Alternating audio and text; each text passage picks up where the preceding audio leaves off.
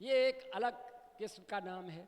संदीप गुप्ता शजर, शजर का अर्थ वृक्ष होता है। अब आप देखिए कितनी विचित्र बात है। शजर नाम फारसी से लिया गया है, उपनाम।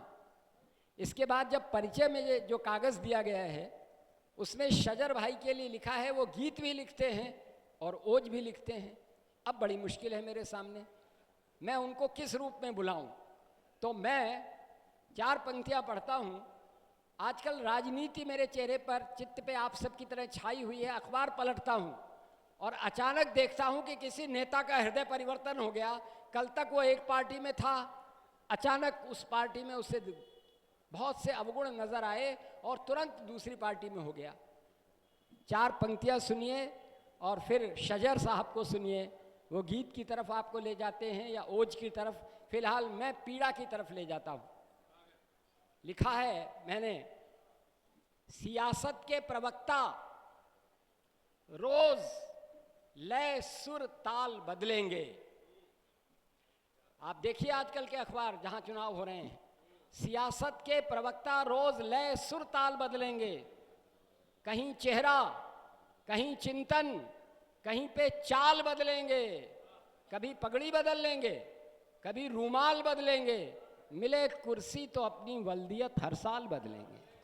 मिले कुर्सी तो अपनी वल्दियत हर साल बदलेंगे। ऐसी विषम राजनीति के बीच में हमें एक दमदार कवि चाहिए जो गीत की भाषा में, ओज की भाषा में हमारे वक्त को आईना दिखा सके और हमारे समय को शोध और प्रबोध दे सके। मैं बड़े आदर के साथ भाई संदीप गुप्ता शजर को, जो दिल्ली से, राजधानी से पधारे हैं, आइए। राजधानी शब्द सुनते ही दिल कांप उठता है। अगर मैं ये कहूँ कि आप आइए तो उसके दूसरे अर्थ भी निकल सकते हैं। अगर दिल्ली से कोई आए और मैं उससे कहूँ कि आप आइए तो उसके दूसरे अर्थ भी निकल सकते हैं। इसलिए मैं कह रहा हूँ, श्रीमान कृपया। अंबर जी के संचालन में पढ़ने का पहली बार सौभाग्य मिल रहा है कि अक्षर अक्षर मणिमाणिक के जड़े जाते हैं। अक्षर अक्षर मणिमाणिक के जड़े जाते हैं, तब नित पावन जीवन चरित पढ़े जाते हैं। और जनमन को बतलाया बाबा तुलसी ने, शब्दों से कैसे भगवान गढ़े जाते हैं। वाह वाह वाह वाह वाह वाह। बतलाया बाबा तुलसी ने, शब्दों से कैसे भगवान गढ़े जाते हैं। ये शब्द शिल्पी बैठे हुए हैं, सामने बहुत सारे कवि हृदय लोग, कवि लोग बैठे हुए, मेरे अपने लोग बैठे हुए हैं। जिस रस के लिए भैया का आदेश हुआ है, राजेश भैया का, मैं ये हमेशा कहता हूँ, एटा आकर के ही नहीं कहता हूँ, मैं देश के जितने भी राज्यों में कविता पढ़ने का सौभाग्य मिलता है और मैं वहाँ जाकर के ये कहता हूँ कि संदीप शजर के हृदय में अगर कविता का बीज कहीं से पनपा, वो एटा की उर्वरा धरती है। आर्ष गुरुकुल एटा ने मुझे कविता के संस्कार दिए, नुमाइश के कवि सम्मेलन ने मुझे कविता सुनने के संस्कार दिए और एक निर्माण भारती संस्था के कवि सम्मेलन ने मुझे कवि बनाने की तरफ प्रेरित किया, कवि बनने की तरफ प्रेरित किया। मैं नमन करता हूं संस्था को। और जिस राष्ट्र निर्माण के कार्य में आदरणीय अनूप भावुक सर और आदरणीय राजेश यादव जी लगे हैं, मैं भी उनके साथ में अपनी वाणी को, अपनी आवाज को मिलाता हूं और 4 पंक्तियां अपने परिचय की पढ़ता हूं और आगे बढ़ता। सुनिएगा। मैं शजर हूं तो बहारों का असर है मुझ में। शजर का अर्थ, क्या बात है, दद्दू ने अभी बताया कि वृक्ष, दरख्त, पेड़। आज के लिए आप मुझे ठूंठ भी समझ लें तो मेरा काम चल जाएगा। एक बार भरपूर तालियों से मुझे आदेशित करिए। मैं पंक्ति। वाह शजर जी, वाह। मैं शजर हूं तो बहारों का असर है मुझ में, एक हूं फिर भी हजारों का असर है मुझ में। वाह वाह। मैं अक्सर कहा करता हूं कि जो मंच पर लोग बैठे हुए हैं, मंच के आगे बैठे हुए हैं, बड़े बड़े लोग बैठे हुए हैं, आपके पास कितनी धन दौलत संपत्ति है, आपके पास कितना आईक्यू लेवल है, आपके पास कितनी डिग्रियां हैं, वो माने नहीं रहती हैं। आपके पास कितना अनुभव है, ये माने रखता है। वाह।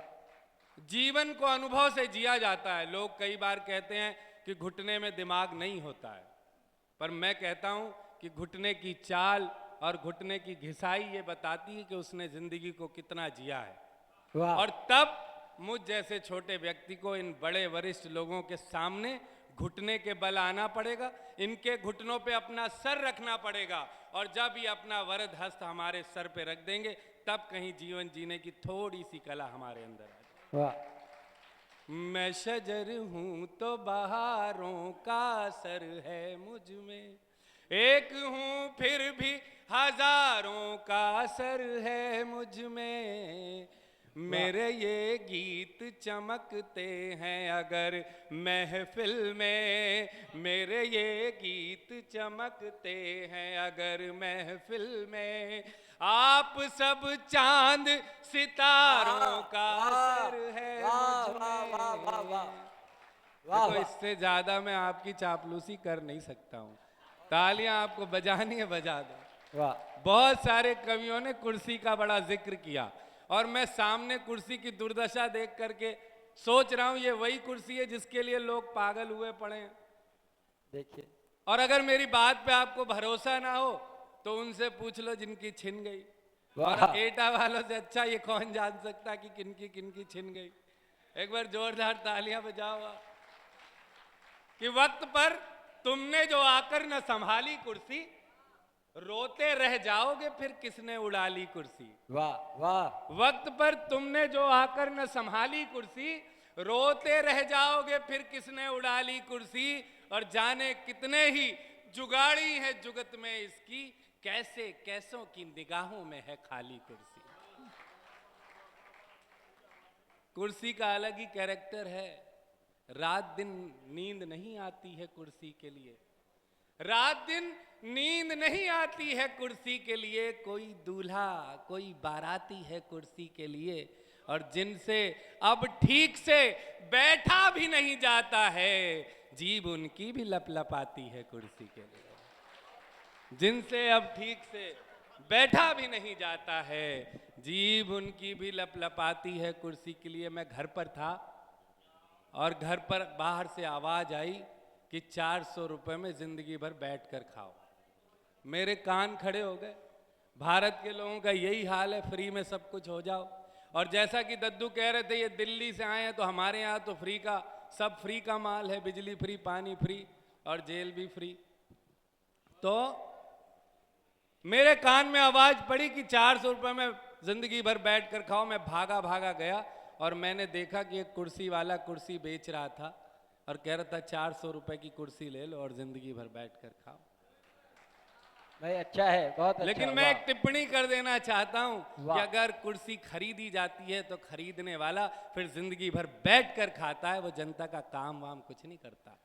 सही बात है। और कुर्सी का अपना कैरेक्टर। अच्छा आप देखो कुर्सी को पीछे खाली, आप सब तो सोफे में बैठे, कुर्सी को बड़े ध्यान से देखो।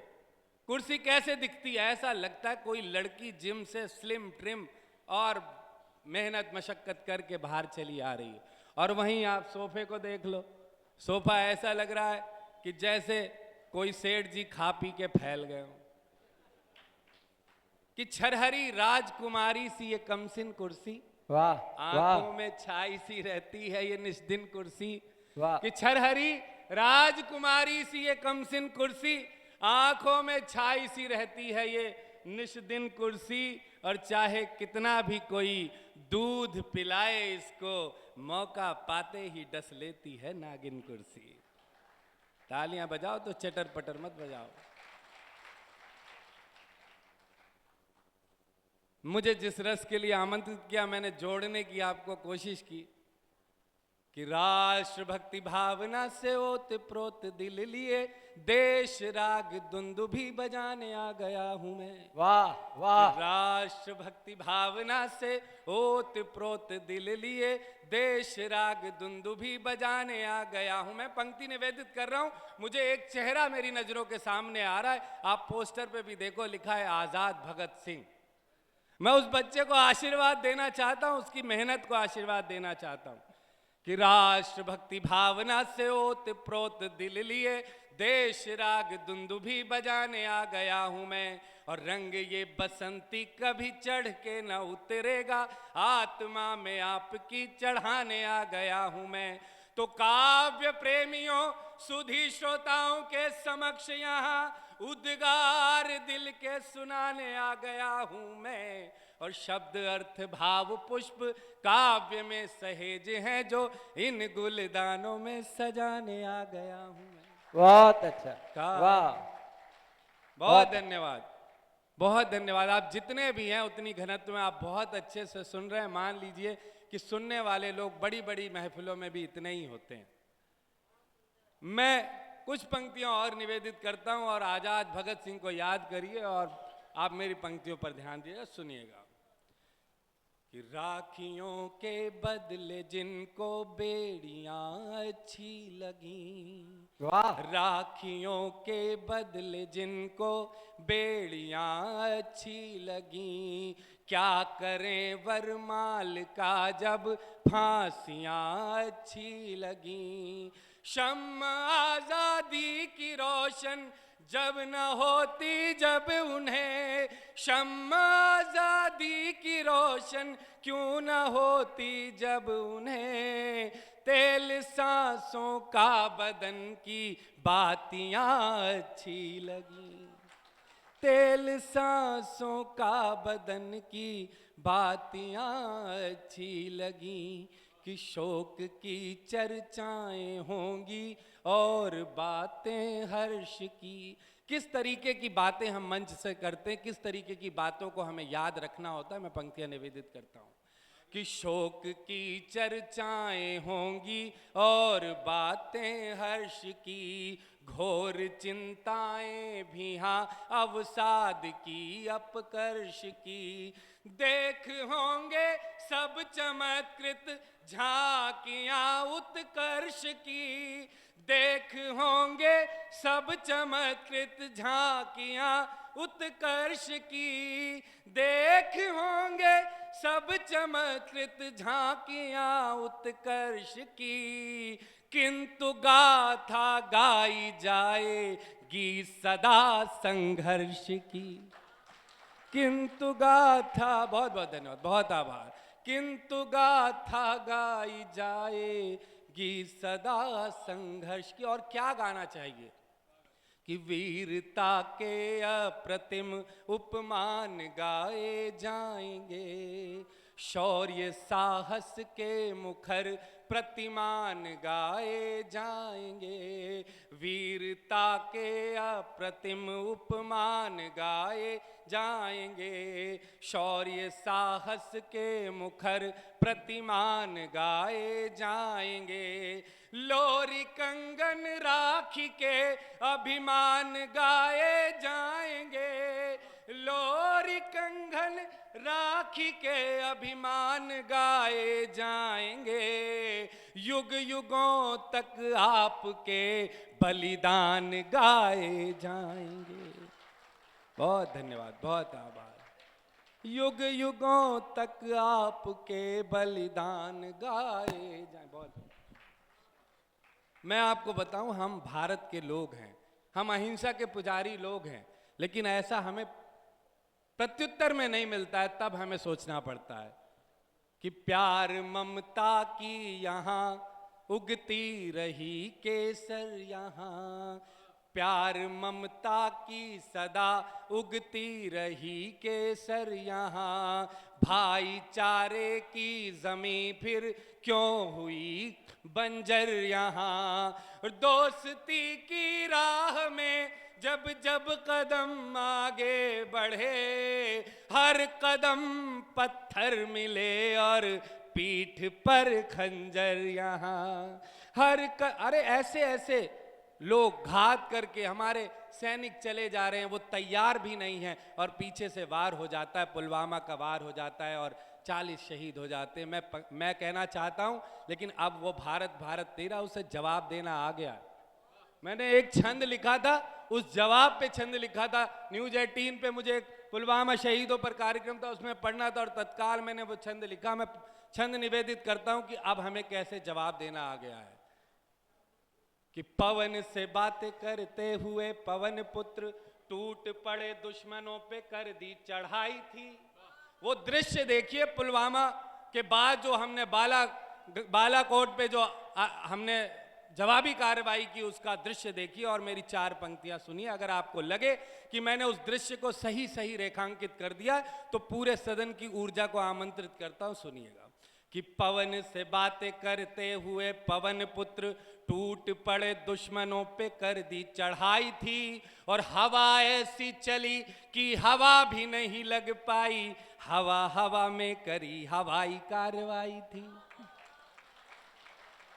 तालियां इस पे जोरदार बजती हैं कि पवन से बातें करते हुए पवन पुत्र टूट पड़े, दुश्मनों पे कर दी चढ़ाई थी, और हवा ऐसी चली कि हवा भी नहीं लग पाई, हवा हवा में करी हवाई कार्रवाई थी। तो आंख भी न खुली बल्लेबाइयों की तब तक। आपको मैं बताऊं, उनसे पूछा गया कि आपको पता कैसे नहीं चला, तो बोले रात के अंधेरे में आए, वो सब कुछ करके चले गए, हमें पता ही नहीं चला, हमारे राडार देख ही नहीं पाए।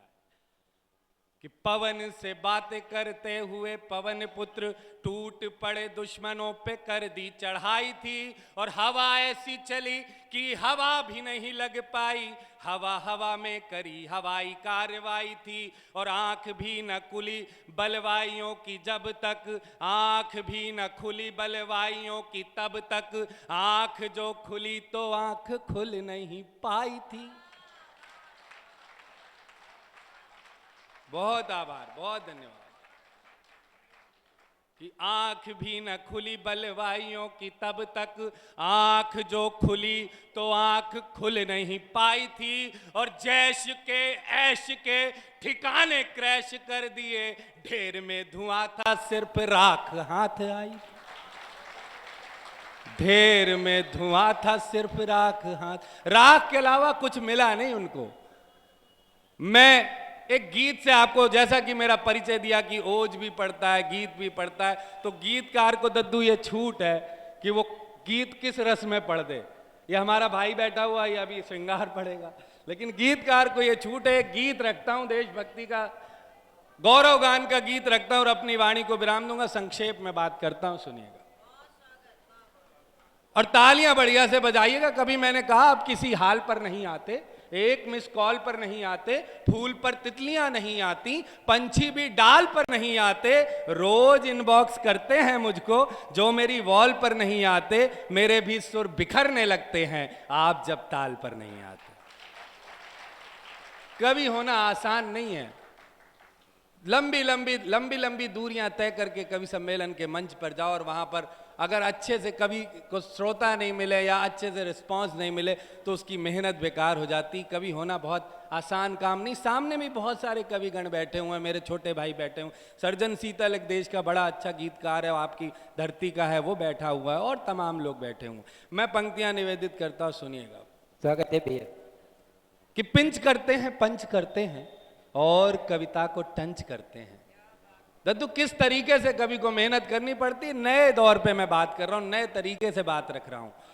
कि पिंच करते हैं, पंच करते हैं और कविता को टंच करते हैं, दिन में सोते हैं तान कर चादर, आधी रातों को लंच करते हैं, और हम हैं कवि सिर्फ आपकी खातिर, जाने क्या क्या प्रपंच करते हैं।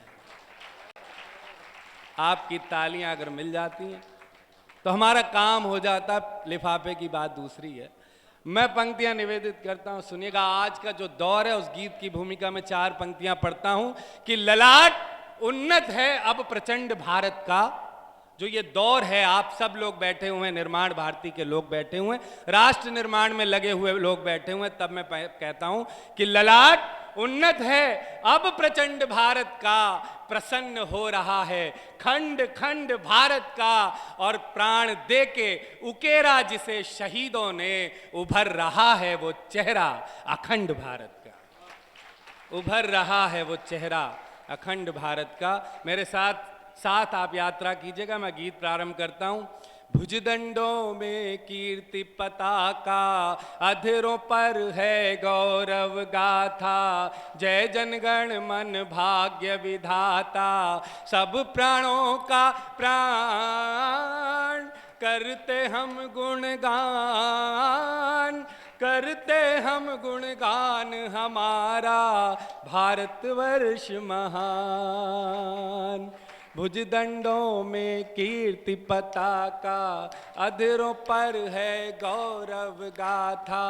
जय जनगण मन भाग्य विधाता, सब प्राणों का प्राण करते हम गुणगान,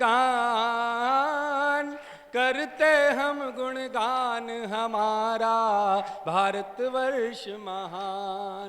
हम लोग, आप कई बार आवाजें सुनते हैं कि हमारी साझा संस्कृति का क्या होगा, लेकिन मैं इस निर्माण भारती के मंच से ये बात कहना चाहता हूं कि हम जिस संस्कृति के नुमाइंदे हैं, हम जिस संस्कृति के पुरोधा हैं, जिस संस्कृति की बात रखने के लिए भैया राजेश यादव जी कहते हैं मेरे नाम के आगे आर्य लगा दो, तब मैं उस आदिकालीन संस्कृति की आराधना में एक बंद पढ़ता हूं, एक छंद पढ़ता हूं, और अगर आपको लगे कि उस छंद में पूरी विस्तृत वृहद आदिकालीन संस्कृति को समाहित कर लिया है मैंने, तो तब अंत में आपकी तालियां चाहिए। ध्यान से छंद सुन लीजिए, सुनिए कि वेद उपवेद ब्राह्मण उपनिषद आदि श्रुति वांग्मय की हमारी है परंपरा। अग्नि वायु आदित्य अंगिरा आदि ऋषियों के वंशज हैं हम, और न्यारी है परंपरा। न्याय से वेदांत पर्यंत षड दर्शनों की अनुपालना की अधिकारी है परंपरा। और संस्कृति सभ्यता के आदि स्रोत हम ही हैं, हमने ही विश्व में उतारी है परंपरा। बहुत अच्छा, वाह। तो सब जग जिसको शीश झुकाता, जय जनगण मन भाग्य विधाता। सब जग जिसको शीश झुकाता, जय जनगण मन भाग्य विधाता। सब प्राणों का प्राण करते हम गुणगान, करते हम गुणगान हमारा भारतवर्ष महान। ये देश जो है ना, वो किस वजह से भारत देश है और भारत देश की प्रतिष्ठा है, वो दो व्यक्ति हैं। एक व्यक्ति यहाँ पर बैठा और एक सरहद पर है, किसान और जवान। किसानों ने और जवानों ने ही देश को देश बनाया है, और जब उनकी शहादत पर, उनकी मेहनत पर, उनकी निष्ठा पर राजनीतिक लोग टिप्पणियां करने लग जाएं, तो इस मंच से जवाब देने का बनता है। और मैं जवाब देने की कोशिश कर रहा हूं आप सबकी तरफ से और मंच की तरफ से। अगर आपको लगे कि मैंने सही जवाब दिया है तो आप तालियों से नवाज दीजिएगा। मैं एक दो बंद और पढ़ूंगा और अपनी वाणी को विराम दूंगा। सुनिएगा कि हर श्वास में है विश्वास, देशवासियों को चाहे आन बान और शान सौंप दीजिए। अनुपम वर्षों से पोषित है भारतीय संस्कृति सभ्यता, महान सौंप दीजिए। कि सौंप दीजिए जी मातु भारती की अस्मिता को, जल थल और आसमान सौंप दीजिए। और देश की अखंडता पे आंच नहीं आने देंगे, सैनिकों के हाथ में कमान सौंप दीजिए। अच्छा है। और आजकल ऐसा हुआ भी है, वो सैनिक जो शीश कटाता, सरहद पर जो शीश कटाता, जय जनगण मन भाग्य विधाता। सब प्राणों का प्राण करते हम गुणगान, करते हम गुणगान हमारा भारतवर्ष महान। आप लोग लग रहा है थक गए हैं, ये कीर्तन वाली तालियां थोड़ी चाहिए मुझे। एक बार भरपूर तालियां बजाइए, मैं अंतिम बंद पढ़ता हूं।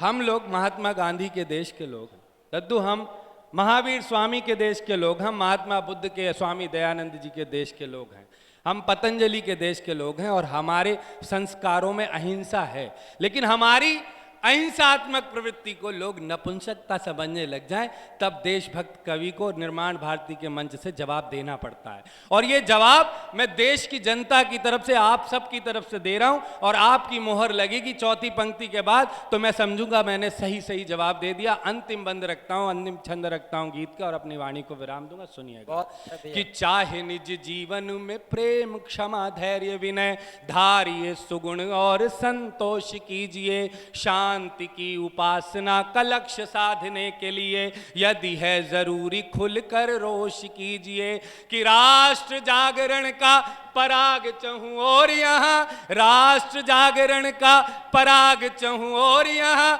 खुद को सुवास में ही मदहोश कीजिए, और हो प्रतीत यदि बात सत्य कह रहा हूं मैं तो खुलकर वंदे मातरम घोष कीजिए। भारत माता की वंदे। जान से प्यारी भारत माता, जान से प्यारी भारत माता, जय जन गण मन भाग्य विधाता, सब प्राणों का प्राण करते हम गुणगान, करते हम गुणगान हमारा भारतवर्ष महान। भुजदंडों में कीर्ति पताका, सभी बजाइए एक साथ, भुजदंडों में कीर्ति पताका, अधरों पर है गौरव गाथा, जय जन गण मन भाग्य विधाता, सब प्राणों का प्राण करते हम गुणगान, करते हम गुणगान हमारा भारतवर्ष महान। बोले भारत माता की। बहुत बहुत धन्यवाद, बहुत बहुत आभार।